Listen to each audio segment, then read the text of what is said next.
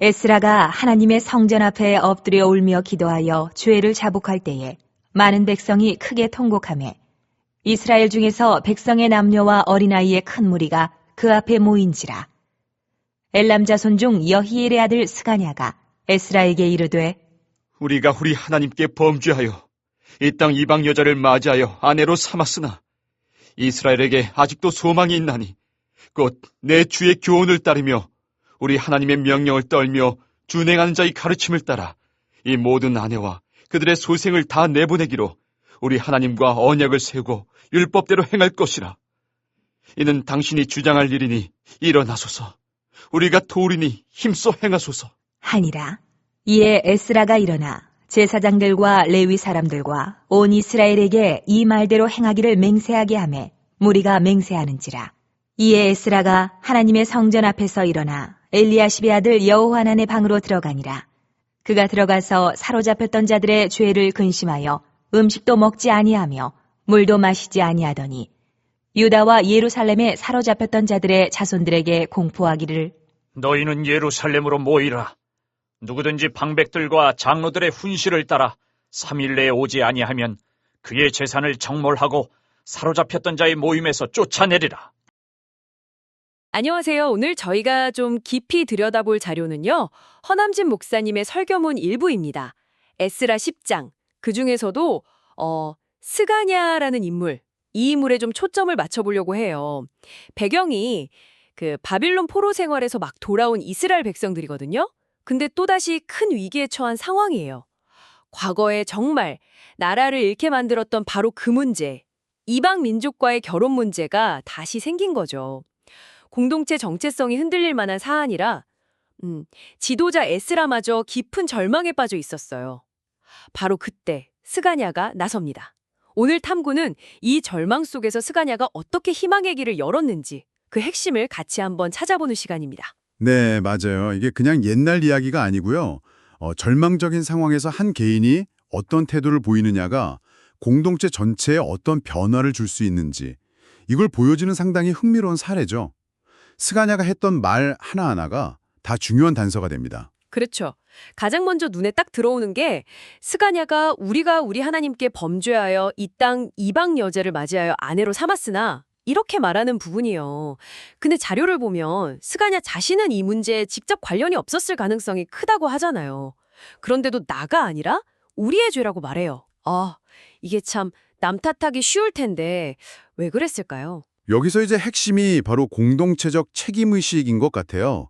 스가냐는 이걸 그냥 누구 한두 사람의 잘못으로 본 게 아니라 공동체 전체가 함께 져야 할 문제로 받아들인 거죠. 자료에서도 이게 에스라가 9장에서 백성 전체의 죄를 끌어안고 기도했던 것과 같은 맥락이라고 지적하거든요. 에스라의 기도와 연결되는군요. 네, 단순히 잘못을 막 지적하고 비난하는 대신에요. 그 잠언에도 나오듯이 허물을 덮어주면서 회복의 길을 찾으려고 한 거예요. 마태복음에 나오는 요셉이 마리아의 일을 조용히 덮으려 했던 것처럼요. 그러니까 이런 포용적인 책임감이 변화의 어떤 첫걸음이 된 거죠. 남을 막 정죄하기보다 우리 문제로 받아들일 때 그때 비로소 해결의 실마리가 보인다는 그런 통찰입니다. 우리라는 관점 정말 중요했네요.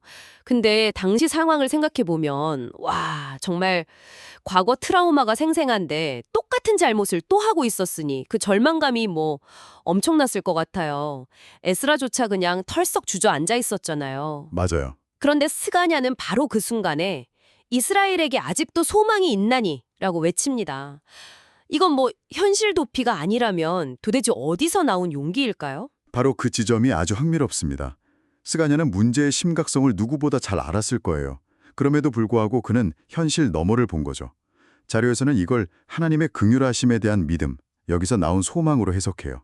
그러니까 지금이라도 우리가 정신 차리고 바로 잡으면 하나님께서 회복시켜 주실 거다, 이런 희망을 본 겁니다. 하나님의 긍휼에 대한 믿음. 네, 여기서 중요한 건 이 소망이 그냥 막연한 기대가 아니라 실제 행동을 이끌어내는 동력이 됐다는 점이죠.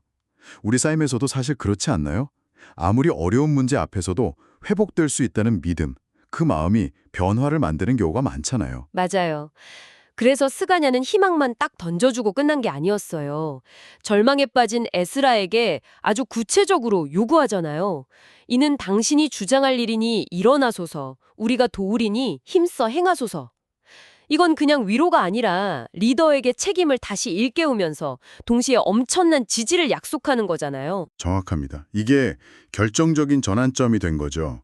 스가냐는 문제 해결의 열쇠가 리더인 에스라에게 있다는 걸 분명히 하면서도 그 무거운 짐을 혼자 지게 두지 않은 거예요. 당신이 일어서면 우리가 돕겠다.